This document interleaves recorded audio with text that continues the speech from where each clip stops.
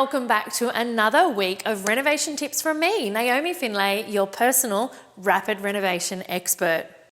So, you know what? You've already put together your A-team maybe. Your real estate agent's one of your best buddies, you've got a great broker who's sorted out all of your loan deals and you've given you the best mates rates they can have. You've got a private certifier working with you who is an absolute whiz, who knows all of the building rules in your patch, and you have a solicitor who has your back in the business side of things. Fantastic.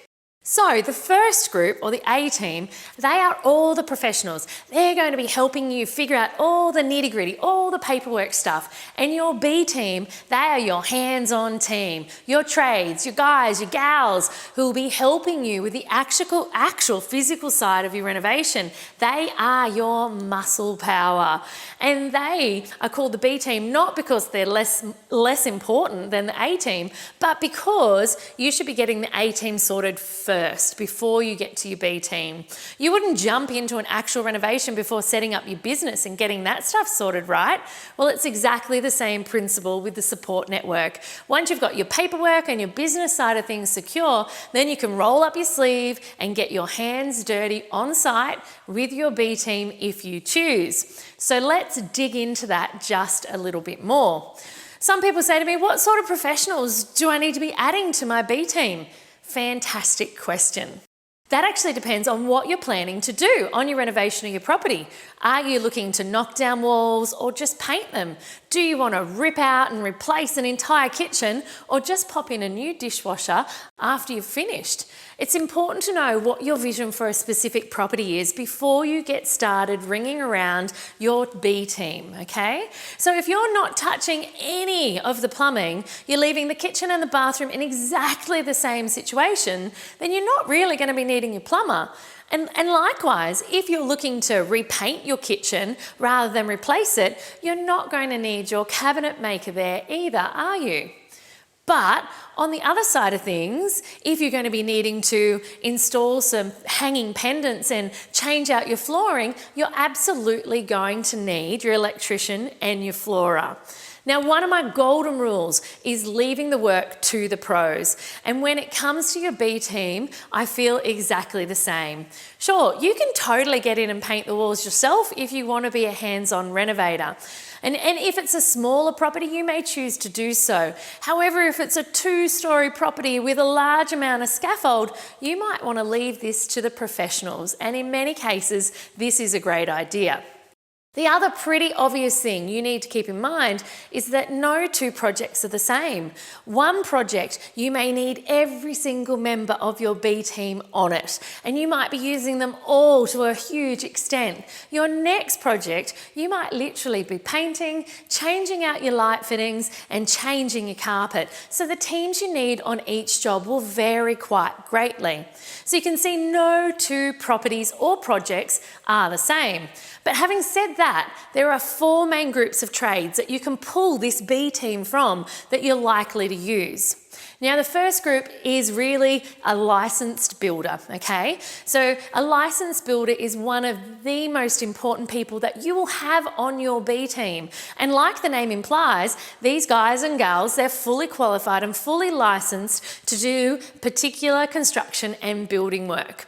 Now, there are 2 main types of renovation at either end of what I call the renovation continuum. There's cosmetic and there's structural. Generally speaking, if you're house flipping or your house renovating project falls into a constructive type of renovation or even towards it, you're going to need a licensed builder. And if you're planning on knocking down walls, you're going to need a licensed builder. And yes, these guys don't come free. They come at a reasonable price point, but the asset and the wealth that they bring to your renovation team is huge. They will look after the whole physical renovation so that you have more time to focus on all the other things in your Renovating for Wealth business. And this will make your house renovating or house flipping experience so much more less stressful. All right, now the second group is a licensed trade. So the second group of pros, they're licensed trades. And as the name suggests, these are tradesmen that are licensed to do the work that they're undertaking. They include things like your electricians, your plumbers, your gas plumbers or gas fitters, your tilers. There are so many to list out here. You can even split these further into two subgroups. So the first subgroup of a licensed trade are things like your electricians, your asbestos removals, and your gas fitters or gas plumbers.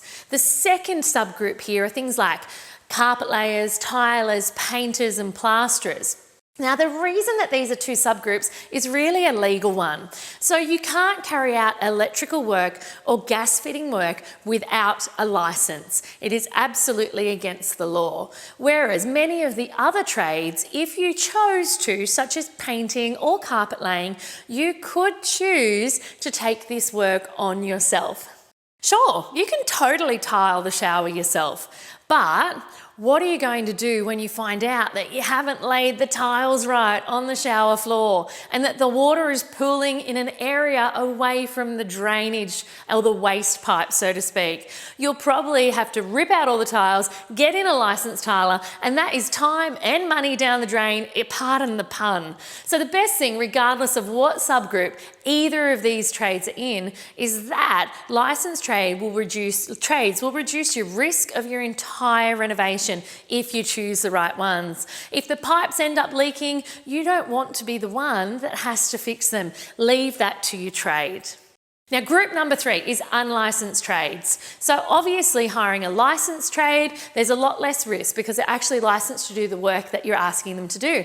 But in some cases, an unlicensed trade can come in so handy. And this is why they're the third one on the list. So I'm not recommending you rush out and throw your cash at someone who's been in the business 6 months just because they're 5 or 6 times cheaper than a licensed trade. They're obviously cheaper for a reason. And one of them should probably be that you need to run for the hills. But if he's a guy who perhaps was a licensed trade for years and has since slowed down and they're nearing retirement, but they have a massive base of skill and a massive base of experience, they could be an amazing asset to your B team.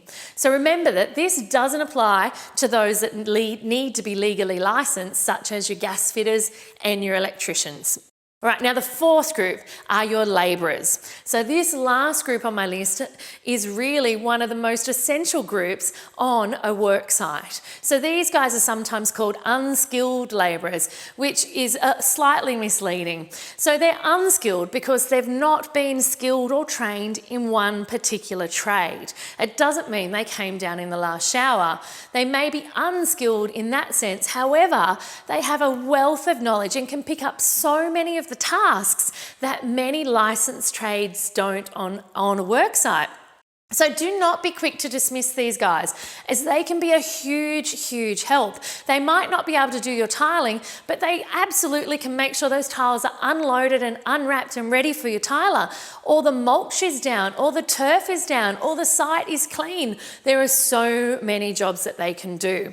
So there you have it. There are the 4 main groups of trades that will probably make their way onto your B team. And just like with your A team, it's never too late to chop and change. You might work with a carpenter on one project only to decide they weren't the best fit for you. And that's okay. As long as you communicate well, you'll be on your way to renovation success in no time with your A and your B team.